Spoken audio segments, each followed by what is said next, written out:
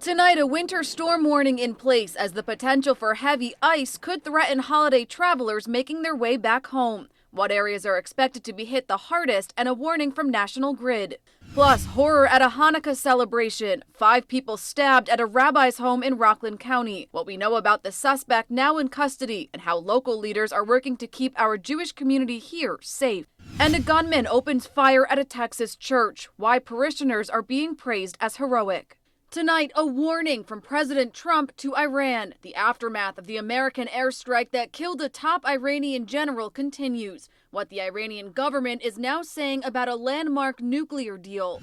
Plus, a Pennsylvania pileup leaves at least 5 people dead and dozens more hurt. What we're learning about the victims and what officials say could have contributed to the crash. And honoring a Hanukkah hero, the stabbing survivor being recognized for his bravery during a machete attack, how he helped police make an arrest.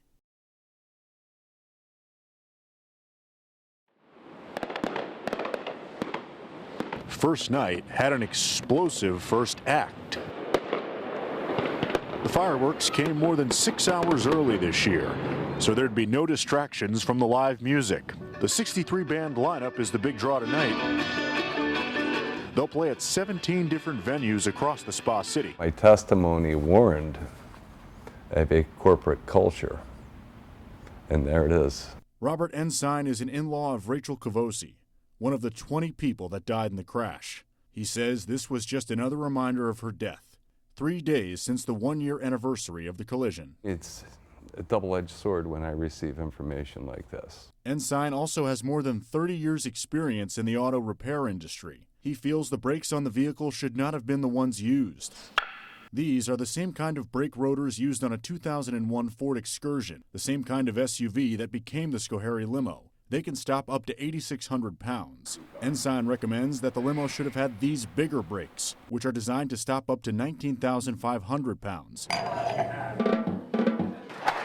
Vic Christopher owns both a laid-back spot like the Lucas Confectionery and the Bradley, which can get a little rowdier. He says nights like tonight are unique for bar owners. It's really an interesting holiday in that we see a lot of people on Thanksgiving Eve that we haven't seen in quite a while. He says many of the patrons here at Lucas Confectionery are regulars. That's why he says there are rarely any issues other than finding a ride home, until recently when ride-sharing became a thing in the capital region. He says apps like Uber and Lyft have helped reduce the number of people driving drunk. 90 years without slumbering is life's seconds numbering. The Victorian Street Walk started out as an opportunity for the downtown merchants to welcome in the community and to offer them a chance to kind of enjoy an open house of downtown Saratoga. Santa! Santa!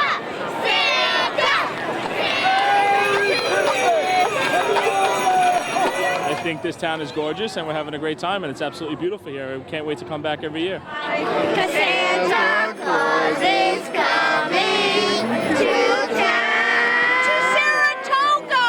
Tonight's a chance for people to come to our beautiful city, to witness it in its beautiful splendor of the holiday season, enjoy the charm of the downtown merchants, and then keep coming back.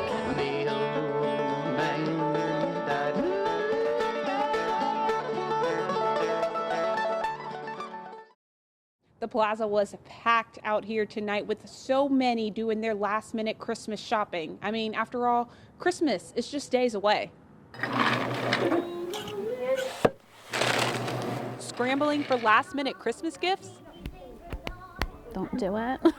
Just because you procrastinated doesn't mean you care less. I mean, if it's anything similar to the reason that I wait, it's because I'm busy. Bailey West works at Bookhouse in Albany.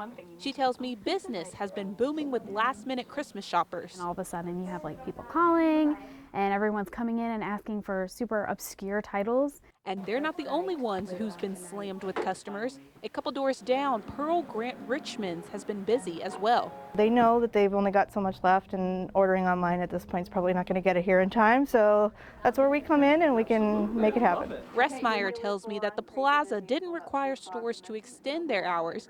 They did so willingly. We're still open till 9, and they can come in and catch another few items that they needed off their list. And if you're looking to snag a last-minute Christmas gift, take a moment, think about what you know that they like. Focus less on finding the perfect Christmas present.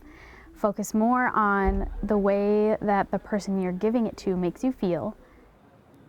The plaza closes at 8 p.m., but some of these stores have extended their hours by 1 or 2 just for the holiday season.